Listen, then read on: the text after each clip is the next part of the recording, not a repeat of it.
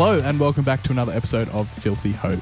On this podcast, we spend time in the grey spaces where Jesus, life and culture intersect. If it's your first time, welcome. My name is Pastor Jonty and I'm joined, as always, by my co-host, Vanessa. Hey, how you going? Yeah, good. I'm feeling very relaxed in the real world, not in podcast world. I just got back from a week on holidays. Oh, this is actually my first day back at work. So it's your first few hours, really, isn't it? Yeah, I've got you on a good day. Yeah, so I'm feeling nice and calm, feeling nice and relaxed. Yeah, you look lovely. Look like you've had some sleep, mate. I did actually have lots of sleep. Yeah, bags are moved from under your eyes. That's good. Yeah. I it's funny. I was there with quite a large group on this holiday, and it's just funny. And we kept talking about how like when you are away on a holiday doing absolutely nothing, just being restful. Yep. You feel like it's 11 o'clock. Oh no, it's only 7:30. I feel like going to bed. Like you just naturally get into these rhythms of like, oh, it's definitely bedtime. Oh, isn't it lovely? Yeah. So I got heaps of sleep, which is good. People that know me, sleep's an issue a lot of the time. Yeah, so it is. Feeling well rested, which is good. It's beautiful. Yeah. How have you been? I've been good. Yeah, I've been okay. There's been some big pastoral needs of recent in the community with the violent episode that happened at Bondi. So we're right in the thick of that in Wallara, and that has been a sensitive and deeply moving time in the immediate community, in the church community and in and around our community. Yeah. So we've got members of our church community that knew people that died, and it's been a really sad and anxiety-provoking, grief-filled period of time, really. Yeah. Haven't experienced anything like that before in ministry. Sort of on the, second degree receiving end of that. It's been, quite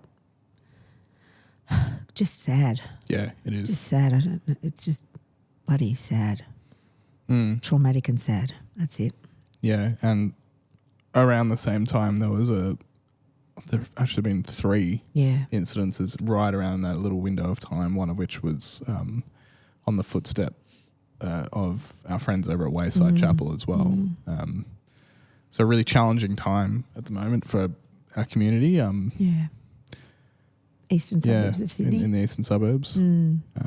But as the community's really pulling together in a very large, demonstrative way, and seems like the Bondi community, they deeply love each other and care for each other, and it's a very diverse community. Yeah. I love seeing that.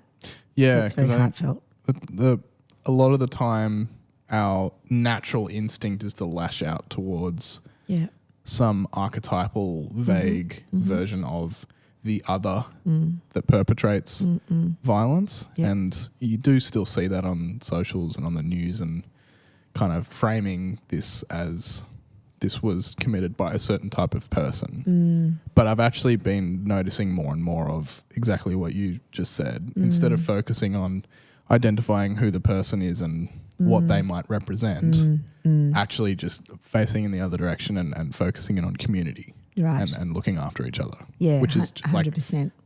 Like, one is incredibly valuable and productive and one isn't. Yeah.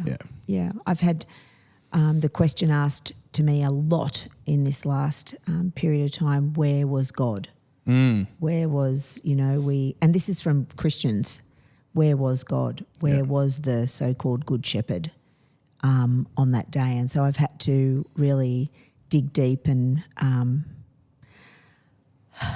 listen but answer questions about that to the best of my ability, really. So that's been it's been robust conversations have come about, I think. Yeah, because I'm not God, so I you don't have the direct access to the hotline. No, don't, there's so many things I'd love to ask about, that, but I can only answer with what I know from my own experience, and and hope that brings peace to the people that I'm pastorally caring for at the time. Yeah. So it's been a toughie. Yeah. It has. And then I did a funeral yesterday that was probably the most magnificent funeral I've ever been a part of. It was so beautiful, Jonty. It happened in the backyard of the person's home. He wanted, nice. I've done a funeral in a home that was a memorial but without a body. I've never done a funeral in a home of somebody, and it was under this exquisite gum tree in their backyard, and it was packed like a cathedral, the cathedral of the gum tree, really. It was so gorgeous, and all the people came, and the funeral directors were there, the hearse pulled up, and then all the family carried the coffin down into position, and the plinth was set up straight under the Christmas tree. So not the Christmas tree, under the beautiful gum tree that had been in the family's backyard for 59 years, that they'd built the house and they had their whole married life there, and all the kids were raised there. And it was, I did the service right next to the grandkids' cubby house, and it was just, I don't know, it was the most intimate, magnificent funeral that I think I've ever been a part of. It was just felt so authentic, so real. And in the eulogy, the daughter said, and Dad died looking out at the gum tree. That was one of his last views from the bedroom window. Yeah. And he said he wanted to have his funeral there.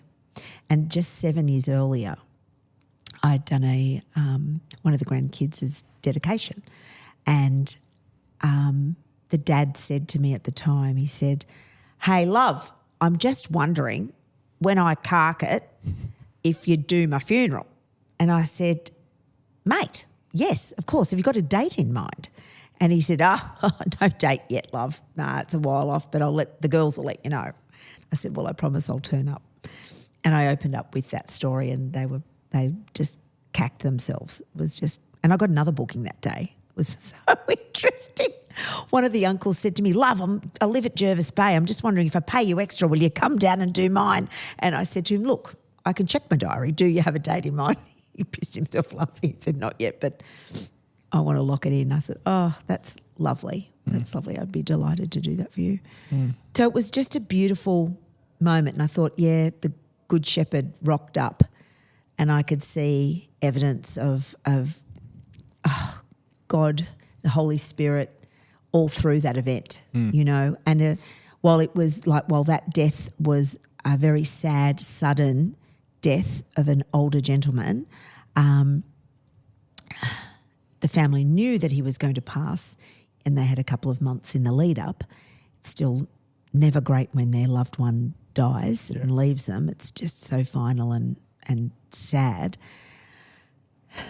It just felt it was a different dying to the dying that occurred in the killing just the days earlier.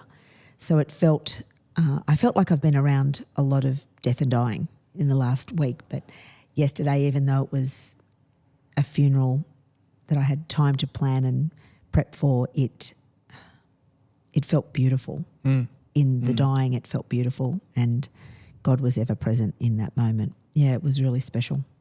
Yeah, I love a funeral. Yeah. I feel like, and people can write in if this is something that they want to hear more of. I feel like we need to do an episode just about Christian funerals. Yeah. 'Cause I've obviously, you being someone that I really loves like and them. enjoys. Yeah, I do. Like preparing them and the whole pastoral support. It's just really special. Yeah, and I have lots of thoughts about having attended a few in recent years as well. I feel like there's some ripe conversation to be had around the purpose and some of the things that we do in funerals. So I think we might come back to that Let's at some point. Let's do that. Yeah. And if our listeners are interested in knowing more about death and dying from